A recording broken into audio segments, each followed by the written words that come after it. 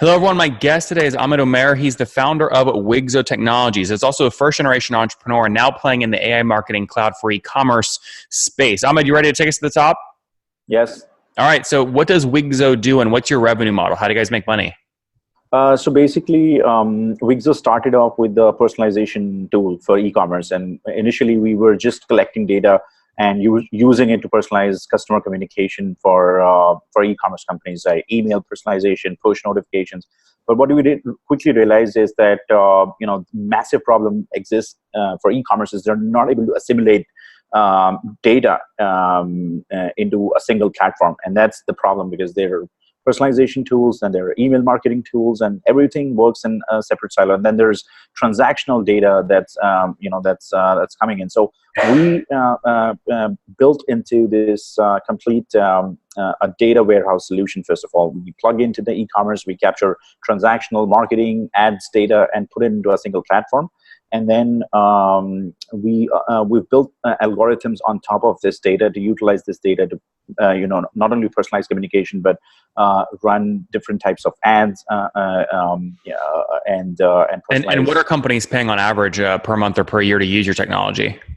So we work with two different segments of customers. There is a stripped down version of Wigzo and there's an enterprise version of Wigzo. The stripped down version typically works between companies making 2 million to 20 million in revenues, and the enterprise version is 20 million to 100 million in revenues.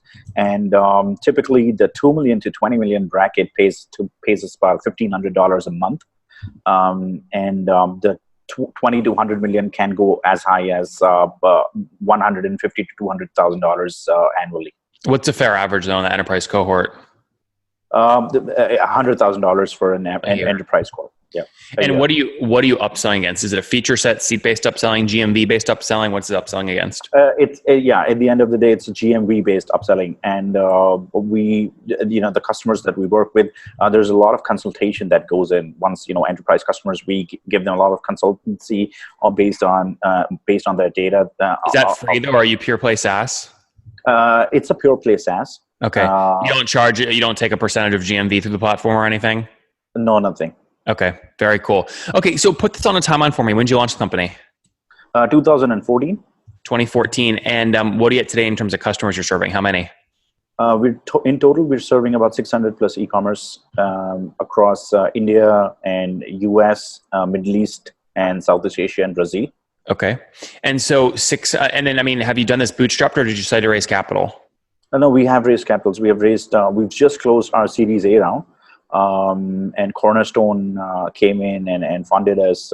But we are a profitable company. We're doing about 2.5 to 3 million in revenues, ARR. What's how much have you raised though to date? Till date, we've raised about $2 million. Okay, $2 million. And then was that equity or debt? It was all equity. Oh, all equity. Okay, great. And then, so going back to the 3 million run rate today, so that means last month you did about $250,000 a month in revenue? That's right. Okay, and where were you exactly a year ago? Do you remember?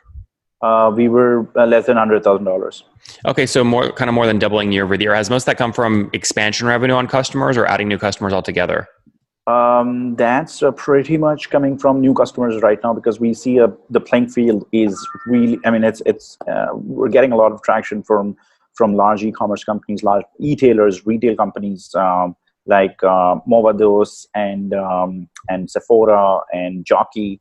And these are some of the customers that we've signed up in the last 3 months alone. Yep. And then look, if you're doing $250,000 a month right now across 600 customers, that means the average customer is paying about $400 a month, right? Yeah, that's right. Not $1,500. Sorry? Earlier, you said your small segment had about $1,500 per month and your enterprise was, north of $100,000 a year. But when you actually take the average here, it's actually much lower. It's much lower. Yeah. Okay. But I guess those price points you gave me earlier, are those kind of what you're adding new customers at today versus your historical averages? That's absolutely correct. I see. Okay. So when you launched the company in 2014, when was the first line of code written? I think it was August 2014. We started coding the first version of the MVP. Okay. And when did you actually, I guess the question I like to ask is how much money do you have to spend on building the thing before your first dollar of revenue? We had to spend, I think we were 7 months that we did not have a single customer. We demoed our first version of the product in January 2015. So that's 7 months. And the first dollar came in March 2014. So it's almost August 2014 to March 2015. So in total, though, what it cost you to build the MVP? It costed us close to about the MVP close to about $80,000. Okay, so not ridiculously expensive. Yeah, that's good. And you mentioned profitable today. I mean, are you talking 10 grand to the bottom line a month, 30 grand more? It's close to about 30 to about 50 grand a month. And as a CEO, how do you decide to use that money? Do you let it just pile up? Do you pay out dividends to employees? What do you do with it? So currently we're looking at expanding. So really the money that we're currently doing and the round that we've just raised, we're planning a massive expansion in the US, in the North America region. We see, because at the end, if we really want to be like a $50 million company in the next 3 years, we got to have some, a good presence. So we're going to open offices in California and in Boston, and we'll be recruiting heavily in the US. Yep. And what does your team size look like today? How many people? So we're a team of 64 people. 64. Okay, so 64 folks, profitable, $250,000 a month in revenue, $3 million run rate. Churn's critical in a SaaS company. What's your 12-month churn look like in terms of revenue? About 6%. Okay, that's not bad. That's again annually, correct? Yeah. I think the reason for lower churn is I think we've not hit our critical 48-month and LTV yet. I mean, if you look at the new version of the product, that's the oldest customer I can think of is 24 months. I think we'll have a fair picture when we hit that 48-month LTV cycle, and we'll have a better picture of churn. Yeah. Do you know, I mean, the customers that signed up exactly a year ago, were you able to expand them at all or no? Yeah, we were able to expand them because by how much?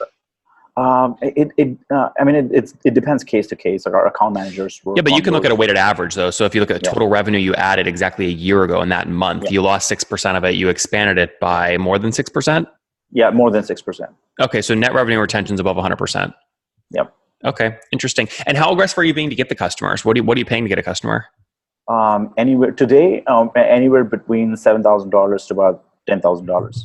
Okay, so $7,000 to get a $400 a month customer. What that puts your payback period at? I mean, north of 12 months, right? Yeah. And what's allowing you to be that aggressive? I mean, are you just filling the cash gap with the money you raised, basically? Yeah, that's correct. Are you comfortable at $7,000, or are you trying to drive that up or down? No, I think the reason is that recently we've been focusing on large customers. So if we take those contract values and just focus on getting those customers, they pay up. For example, recently closed $250,000 contract, and for paying $10,000 or $15,000 for that kind of a customer is absolutely okay for us now. While we do have 600 customers, but we're currently focusing on large, the 20 to 100 million segment of customers, more than the 2 to 20 million customers. Yep. All right, let's wrap up here with the famous 5. Number 1, what's your favorite business book? Mark Mason's how the Art of Not Giving a Fuck. Yeah, that's good. Number 2, is there a CEO you're following or studying? There are lots. I love Azim from Mixpanel, and I love reading Elon Musk. That's just fun to read what he's doing on Twitter. And there are a bunch of SaaS companies that I follow, like Intercom, and obviously Dharmesh at HubSpot. Those are some of the guys that. Number 3, what's your favorite online tool for building your company? I think I have to go with Intercom. It just solves a lot of problems for SaaS. Yeah. Number 4, how many hours of sleep do you get every night? About 4 to 6, depending on what time zone I am. And how old are you? I'm 33. All right. And what's your situation? Married, single, kids? I am single right now. Okay. No kids? No kids. Okay. Last question. What do you wish your 20-year-old self knew? I wish my 20-year-old self would start up as quickly as possible, and build and fail and build again and fail. Guys, Wigzo.com, essentially AI marketing cloud for e-commerce. They now have over 600 customers doing $250,000 a month in revenue, up from $100,000 a month just a year ago. They've raised $2 million. They're profitable, taking $40,000 a month in free cash flow to the bottom line, churning 6% of their annual revenue, but expanding by more than 6%. For net revenue retention, greater than 100%, spending $7,000 to get a new customer, so an 18-month payback period with a team of 64, now looking to expand to the US. Ahmed, thank you for taking us to the top. Thanks, Nathan.